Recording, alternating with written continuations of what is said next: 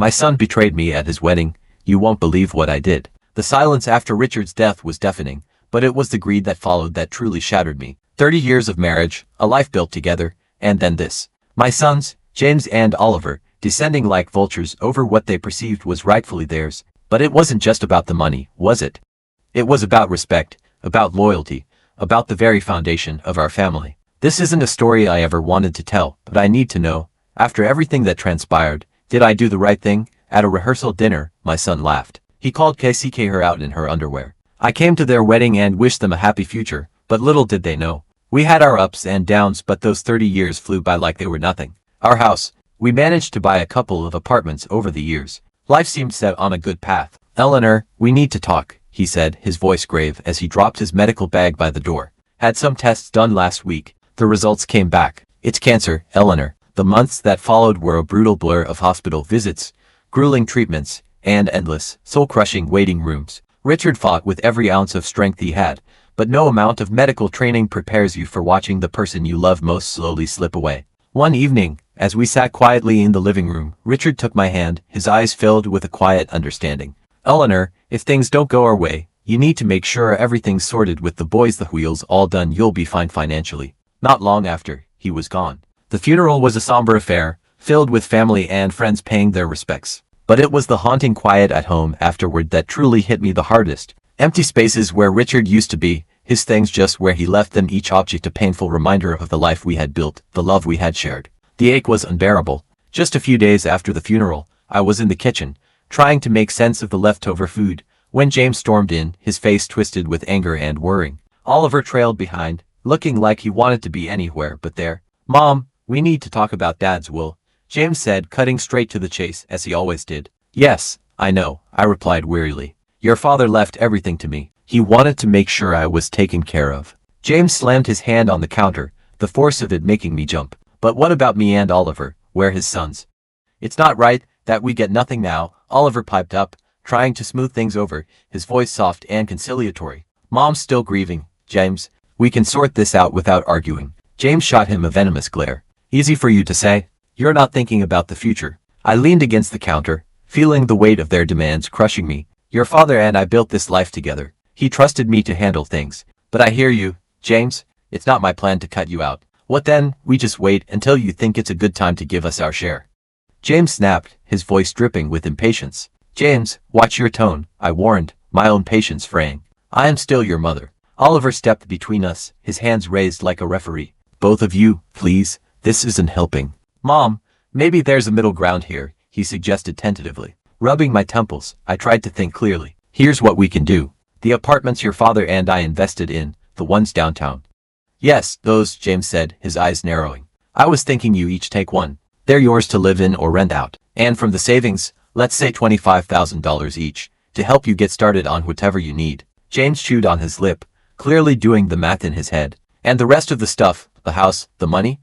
That stays with you, for now, I said firmly. When I'm gone, it'll come to you, as per your father's wishes. James looked like he wanted to argue more, but Oliver nudged him, silently pleading with him to accept the offer. Let's think about this, James. Mom's still grieving. Man, it's a fair start, James finally nodded grudgingly. Fine, but I want this in writing, Mom. No more surprises. Of course, I agreed, relieved. We'll get everything documented properly. As they left the kitchen, Oliver lingered for a moment. Give her a break, will you? She's doing her best. James muttered something under his breath that I couldn't quite catch, and frankly, didn't really want to. I hoped I was doing the right thing, but only time would tell. James and I weren't always estranged, but he did not pick the right partner. It was a sunny afternoon, a rare kind that makes everything seem all right, when James brought Isabella over to meet me for the first time. They hadn't been dating long, but James was already head over heels. You could tell by the way he was fussing over her, which wasn't like him at all. Dressed to the nines, she breezed into my living room with barely a hello.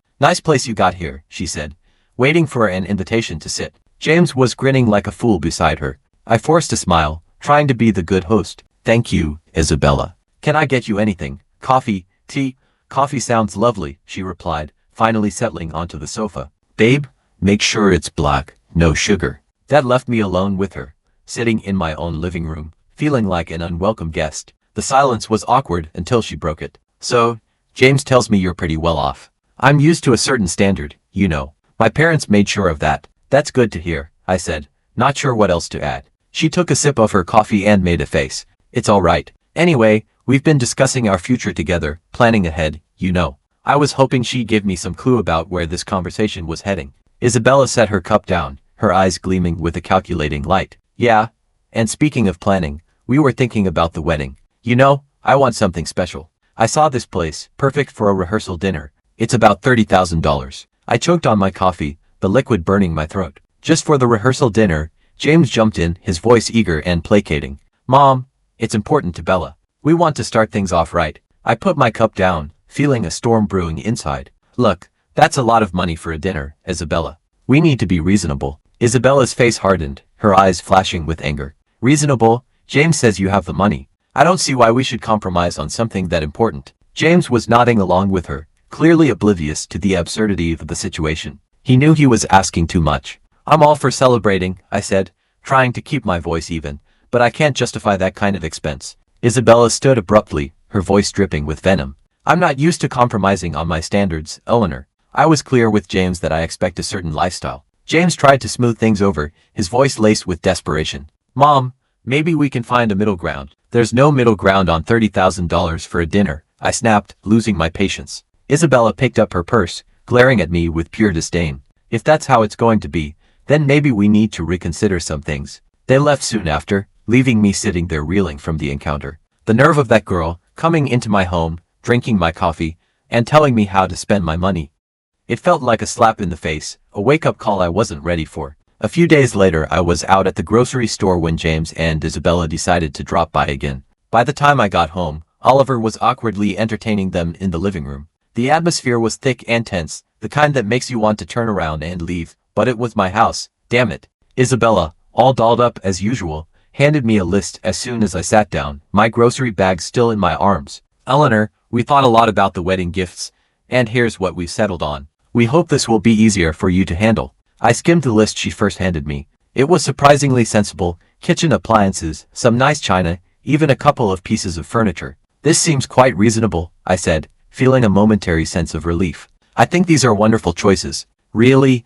James looked at Isabella, a hopeful expression crossing his face. But just as I was about to discuss where we could buy these items, Isabella's expression changed abruptly. Oh, no, this isn't right. Give that back, she said, snatching the list out of my hands and pulling out another sheet of paper. Here's the actual list. This new list was nothing like the first. It included an apartment, a luxury car, an exclusive vacation. My jaw dropped. Is this some kind of joke? Isabella didn't flinch. No joke, Eleanor. These are the gifts we expect. Only the best for our wedding. I looked at James, waiting for him to say something, anything, to suggest he didn't agree with this madness. But he just stood there looking between us, clearly conflicted but silent. I couldn't hold back any longer. James, why are you letting her do this? You know this is unreasonable. Isabella cut in, her voice rising shrilly. This doesn't concern you, Eleanor. You just need to pay up and keep quiet. His face flushed with anger, a flicker of the sun I knew momentarily returning. That's enough, Isabella. You're not going to talk to my mom like that. This is her house, and you're way out of line. You need to leave. The room was thick with tension as James and Isabella gathered their things. Isabella was muttering under her breath, "This is ridiculous. I'll remember this." Sitting down on the couch and I felt the weight of the whole situation pressing down on me. Oliver sat beside me, putting an arm around my shoulders. We'll figure this out, Mom, but you can't let them bully you into giving more than you can. It's not right. He was right, of course, but as I sat there with my son, I couldn't help but worrying about James. How had things gotten so out of hand? How could he not see what this was doing to our family? The silence that followed was filled with unsaid worries and fears for the future. I knew then that this was far from over. It was only going to get tougher from here. The weeks that followed were a constant barrage of phone calls from James, each one more demanding than the last. Mom, you don't understand. I can't look poor next to Bella's family, he'd argue, his voice cracking with stress. You have the money. Why can't you just help me out here? James, it's not about the money. It's about living within your means. Bella's expectations, you can't sustain that, not without going into serious debt. His frustration boiling over. What do you know about it? I'm not going to live like a beggar. I need more from the inheritance now. I've offered to cover half the wedding costs, up to $15,000. That's more than generous. Everything has to be agreed upon with me though. That's nothing. You're just being stingy. Why are you holding out on me? Because it's not just about the money, I replied, my patience wearing thin. It's about not feeding into this. I don't need this, he snapped. I'll handle it my way. Forget you. And then, just like that, the call stopped. Months passed in silence. Then the phone rang one afternoon, and it was my sister-in-law, Anita. Eleanor, I thought you should know. Her voice was hesitant, careful. James is flying all the wedding guests to Hawaii. He sold his apartment to fund it, and he expects you to get there on your own. He mentioned you weren't interested in helping. I hung up the phone. How could he be so reckless? Later that night, Mom, there's something you need to hear. I recorded their conversation when they were sitting here in the living room. He handed me an audio recorder. We need to squeeze as much as we can out of her, and then cut her off. James's voice responded chillingly. Whatever it takes, Bella. I'm not going to let her control us. If it comes down to it, I'll kick her out in her underwear. I turned off the recorder, my hands trembling. To hear my own son speak like that about me, his mother, it was too much. The room spun as I tried to comprehend the depth of his betrayal. Flying to Hawaii was a decision I didn't make lightly. Oliver was by my side, both of us tense but determined to face whatever awaited us. When we landed and approached the venue, flowers were everywhere, lights strung like stars across the evening sky. As we walked into the gathering, I spotted James and Isabella mingling with guests. They looked like a picture-perfect couple, all smiles and laughter. My heart ached to see my son so lost in this fabricated paradise. Before I could take another step towards them, Isabella spotted us, her smile vanishing, her eyes narrowing with unveiled hostility. You shouldn't be here, she hissed. This is my day, and you're not welcome. Her father, a tall, stern-looking man, stepped forward, his presence demanding respect. Isabella, he said, his tone sharp, that is no way to speak to your guests. Eleanor, please come with us. Let's find a place to sit. They guided us to a table at the edge of the setup, clearly an afterthought, with no proper setting. The ceremony started soon after, with speeches that felt hollow given the tension simmering beneath the surface. Unexpectedly, I was handed the microphone. I stood, my legs shaky, and addressed the crowd. I came here today to wish my son and his new wife a happy future, but I also believe in honesty and integrity, something that's been sorely missing from the events leading up to this day. Isabella's face went from pink to red, her eyes glaring daggers at me. I was asked for money, time, and again, and when I couldn't meet these demands. My voice cracked a bit, but I pressed on. Oliver, seeing my distress, stepped closer, placing a supportive hand on my shoulder. I nodded at him, then turned on the audio recording he had made. Isabella's voice filled the air, cold and calculating, followed by James's agreement, saying he was prepared to leave me with nothing for the sake of his bride. The crowd murmured, the air thick with shocked disapproval. I turned off the recorder, the silence heavy and oppressive. I gave my son an apartment and $25,000, and yet it was never enough. Today, I am making it clear, I will not be treated as an ATM or a thrall. Therefore I am disowning James and Isabella. I wish them well, but from this day forward, I am choosing to remove myself from their lives. The reaction was immediate. Isabella screamed, her voice shrill and wild. You've ruined my wedding, I curse you. After everything that had happened, coming back home was bittersweet. In the quiet, I made a decision that startled even me. I quit my job. I've spent years healing others as a doctor, but now, it was time to heal myself and rebuild the life that the recent storms had scattered. Oliver, with the $25,000 I had given him, poured himself into his work, and it paid off. He started entering tattoo contests. What's happened to James will happen later. Now, with everything you have heard, do you believe I did the right thing disowning my son and daughter-in-law at their wedding? I need some honest feedback. I'm torn between feeling like I protected myself and feeling like I went too far and hurt my son deeply. Was I justified in making such a drastic decision in such a public way?